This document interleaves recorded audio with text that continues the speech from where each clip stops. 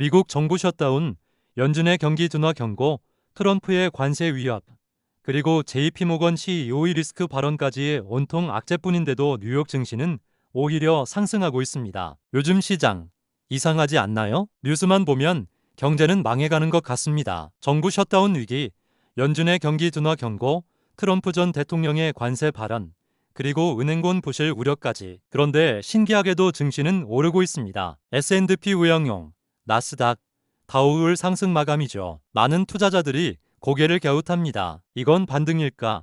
착시일까? 하지만 전문가들은 한 목소리로 말합니다. 이건 단순한 반등이 아니라 시장이 공포를 소화하는 과정이라는 겁니다. 시장은 항상 뉴스보다 빠르게 움직입니다. 뉴스가 공포로 도배될 때 시장은 이미 그 공포를 가격에 반영하고 있죠. 지금의 상승은 단기적 착시가 아니라 불확실성에 익숙해진 시장의 반응일 가능성이 높습니다. 오늘은 이 현상, 즉 악재 속 상승의 배경을 5가지 핵심으로 나눠서 분석해 보겠습니다. 10월 들어 시장을 흔드는 악재가 폭발적으로 쏟아졌습니다.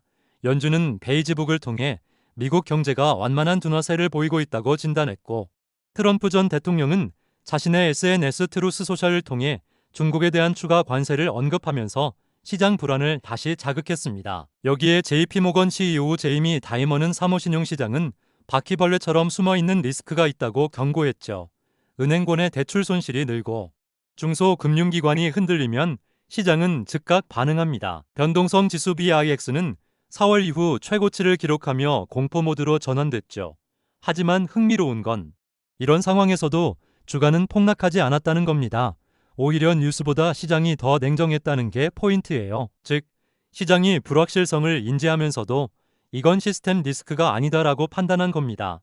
시장은 이미 오래된 악재들에 익숙해져 있었던 거죠. 이 모든 불안 요소에도 불구하고 S&P 500 지수는 지난주 1.7% 상승했습니다. 다우는 1.6%, 나스닥은 2.1% 올랐습니다. 즉, 시장은 악재를 무시한 게 아니라 이미 알고 있던 리스크 안에서 균형을 찾은 것이죠. 전문가들은 현재를 강세 사이클 3년차라고 분석합니다. S&P 500은 사상 최고가 대비 겨우 1.2% 낮은 수준에 머물러 있습니다. 이건 단순한 반등이 아니라 추세가 유지되고 있다는 신호입니다. 투자 심리의 전환점이 만들어지고 있는 거예요. 시장은 두려움이 극대화될 때 방향을 바꿉니다. VIX가 급등하고 뉴스가 불안할수록 그건 공포의 피로감이 누적된다는 뜻이죠. 즉, 사람들이 두려움에 지쳤을 때 시장은 다음 단계로 넘어갑니다. 지금의 반등은 그 신호일 가능성이 높습니다. 시장은 새로운 악재에는 크게 반응하지만 이미 익숙한 뉴스에는 점점 둔감해집니다. 금리,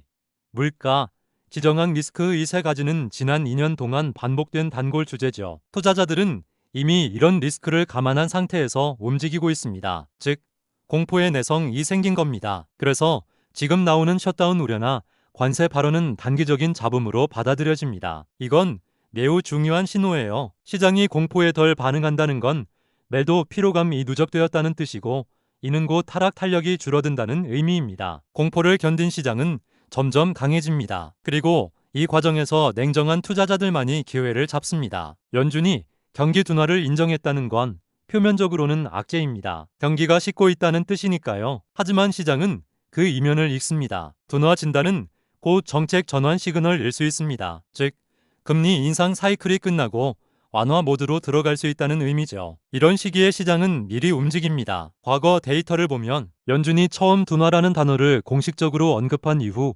6개월 안에 시장은 평균 10% 이상 상승했습니다. 정책 변화는 기업 실적과 밸류에이션 회복으로 이어집니다. 지금의 기대감이 바로 그겁니다. 시장은 나쁜 뉴스 속에서도 다음 단계의 희망을 예거내는 겁니다. 채권금리가 정점을 찍으면 자금의 방향이 바뀝니다. 올해 들어 10년물 국채금리가 4.7%를 넘어선 후 안정세를 보이면서 기관 자금이 다시 주식시장으로 이동하기 시작했습니다. ETF를 중심으로 기술주, AI, 반도체 섹터로 유입이 뚜렷하죠. 이건 단기 트레이더가 아니라 큰돈 위 움직임입니다. 시장에서는 이런 흐름을 스마트 머니 로테이션이라 부릅니다. 즉, 현금이 점차 위험자산으로 돌아오고 있다는 뜻입니다. 유동성의 방향이 바뀔 때 시장은 구조적으로 전환됩니다. 이건 단기 뉴스보다 훨씬 강력한 힘이에요. 돈의 흐름을 이기는 뉴스는 없습니다. VIX가 오를 때마다 사람들은 겁을 먹죠. 하지만 변동성은 단순히 위험이 아니라 에너지의 이동입니다. 즉, 가격이 흔들리는 과정에서 다음 방향에 힘이 쌓이고 있는 겁니다. 스톤엑스의 라자크 자단은 말했습니다. 단기 급락 직후의 반등은 추세 투자자에게 기회다. 이 말은 지금 시장에 그대로 적용됩니다. DIX가 치솟았지만 폭락은 없었죠. 이건 공포는 있었지만 매도는 제한적이었다는 뜻입니다. 시장이 다시 방향을 잡고 있다는 신호입니다. 냉정한 투자자는 이 시기를 사전 포지셔닝 구간으로 봅니다. 변동성은 피해야 할 게 아니라 활용해야 할 구간입니다. 지금 시장에는 뉴스가 너무 많습니다. 셧다운, 관세, 대출 손실, 정치 불확실성까지 끝이 없죠. 하지만 진짜 투자자는 정보의 양보다 정보의 질을 봅니다. 42 매크로의 다리우스 데일은 말했어요. 시장이 시끄러울수록 원칙이 중요하다.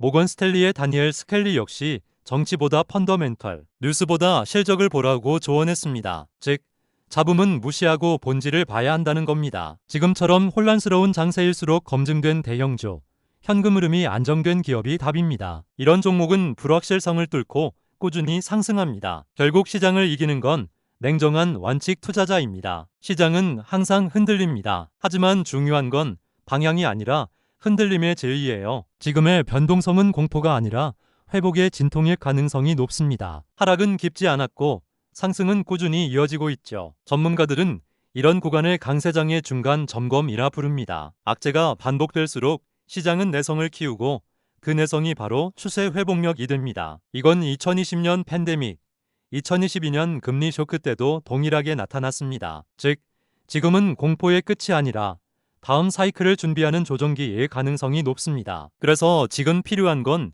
겁이 아니라 관찰력입니다. 결국 시장은 공포를 먹고 자랍니다.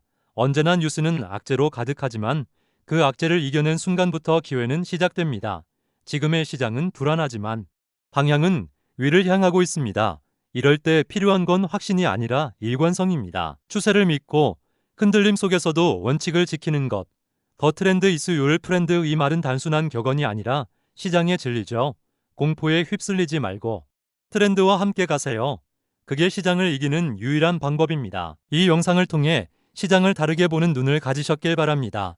다음 영상에서 더 깊은 투자 인사이트로 찾아뵙겠습니다.